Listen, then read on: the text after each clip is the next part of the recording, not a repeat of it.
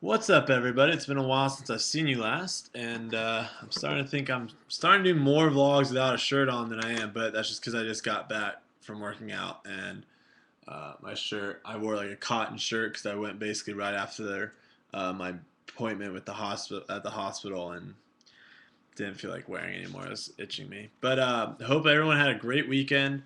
Uh, just an update on the AlleyCats. The AlleyCats, we've been steamrolling the last couple games. I don't know what's going on. Actually, I do know what's going on. Basically, we have our confidence back. When you put when you put a bunch of individuals together on a team and try to make them work, it's not going to work. You can probably get away with it at some sports, like for example soccer, maybe even basketball in a sense a little bit. But frisbee is so dependent on team. Um, Offense, obviously, you can't score by yourself. So no matter how good you are, you have to throw it to a teammate or someone has to throw it to you. So the team aspect offensively is huge, and then also defensively, if your defense is simply guard your guy, don't worry about anyone else, and make sure your guy doesn't touch the disc, that's not going to be a good defense. It's impossible. It's impossible for you to play defense like that 7v7. You might have some defenders that can do that, but for an entire team to do that, it's impossible. It's just like in the NFL. How many cornerbacks do they literally just put out on an island and say, guard your guy one on one, you have no help, that's it. It doesn't happen. There's only a couple cornerbacks in the league that they do that with. And it's the same with Ultimate. To be good on defense, to be good on offense, you have to be a team and work together. And we're starting to do that today. And it's awesome watching on the sideline. I'm actually learning a lot from this team on the sideline. You can always learn stuff. So I'm learning a lot, and it's awesome to see the success that our team's having, going from basically last in the division all the way to first in the division. So here's a pro tip. You don't need to buy super expensive. I have some just in case, but you don't need to buy super expensive protein and all that stuff. Just simply drink chocolate milk after a workout and you'll be good. So, back to what the doctor said. So, the doctor, I went and talked to them today, and she was telling me all this stuff about my meniscus and how it is, and I'm not going to give you all those details because they're boring, but I asked her one question. I said, right now, can I push myself too hard and hurt my knee? She said no. Basically, what they did is they actually removed the meniscus. They didn't repair it. So I don't have a lot of meniscus left, which is, we'll see how that goes. But the only way I can hurt myself is if I just hurt myself, like a preliminary, not preliminary, she called it primary injury, meaning that it wasn't caused by anything. I just hurt myself. And so, obviously that, she didn't tell me go back and go start playing ultimate and stuff. I can't really go side to side. My leg is super weak right now. Um, but as far as, I'm not going and squatting. I'm not pushing myself like that. But for the exercises that are okay for me to do, which are the exercises they give me, which a lot of it's just like leg raises, some kind of rotations, not rotation, but what's the word? I can't think of the word. Pulling my knee up, trying to get the movement back in my knee. I can't think of that word. It starts with an R. Oh my gosh, put it in the comments because I can't think of it. I know you guys are gonna say it, but she told me I could start biking too today, and so I said, I asked, can I push myself too hard on the bike? She said no, go as hard as you can. So I popped I popped one of the pain pills and headed straight to the gym after the hospital and got on the bike. And basically on the bike, I was thinking about something, and this is kind of the point of the vlog today is the fact that life would be really boring if nothing bad happened. Um, if every I just think about, I kind of go back to some of the kids I've dealt with in my life, growing up in a very well off, I guess you could say, neighborhood. A lot of the kids I dealt with at camp um, basically had everything. They had everything paid for. They never had any issues with wanting something and not being able to have it, or if they ever got in trouble or something like that, their dad was always able to get them out of it because they were a big name and whatever. And those kids really, you could tell they were really lacking a lot of stuff.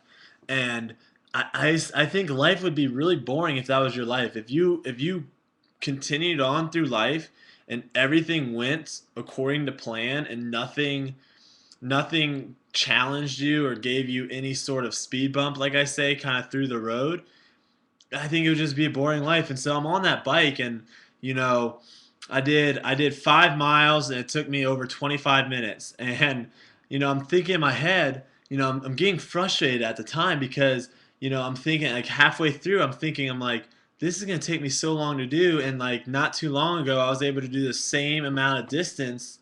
Uh, not only for like a warm up, but I was able to do it in like half the time. And that was kind of one of those things where it's like, this is a challenge.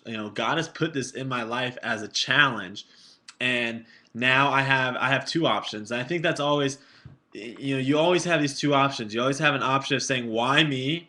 Why did you do this to me? Why did I deserve this?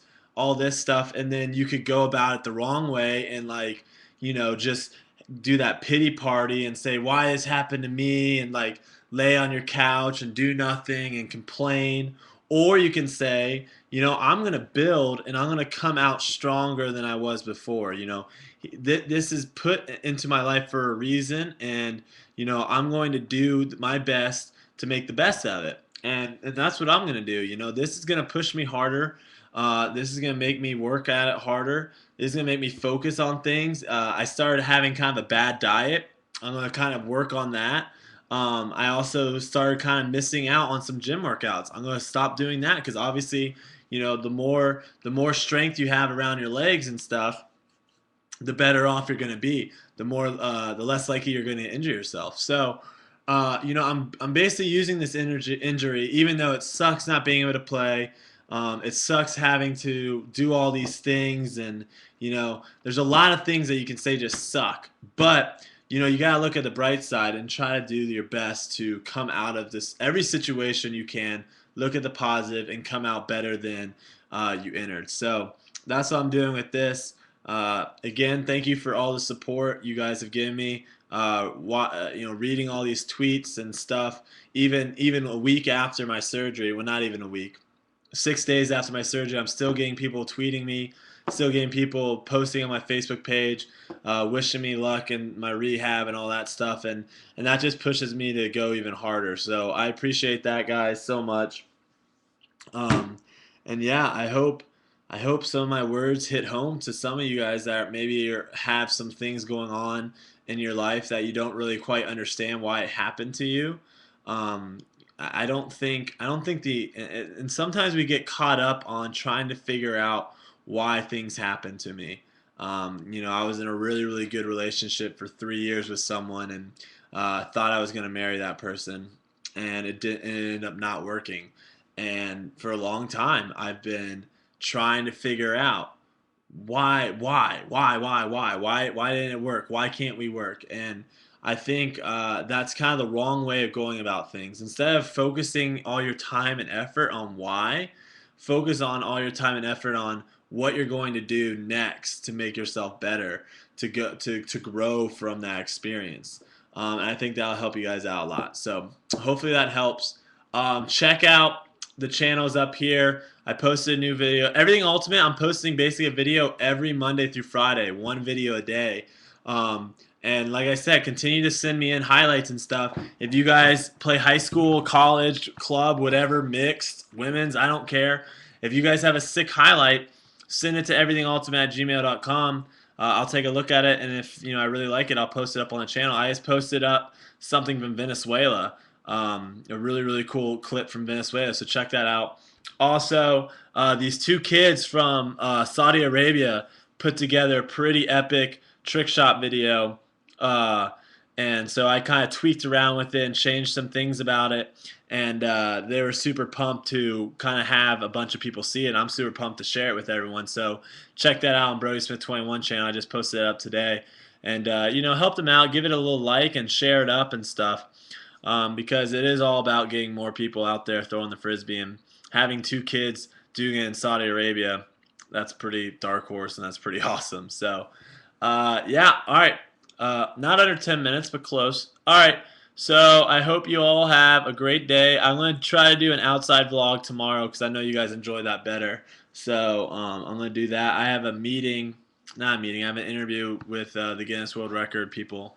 So I'm doing that tomorrow morning, and then I'll probably be hitting the gym after that. So maybe I'll do an outside vlog after my gym. All right, I'm going to get back to watching the second half of the Spurs and the Thunder. I'm brain dead right now. All right. Hope you all had a great day, and I'll talk to you later. Peace. Man up.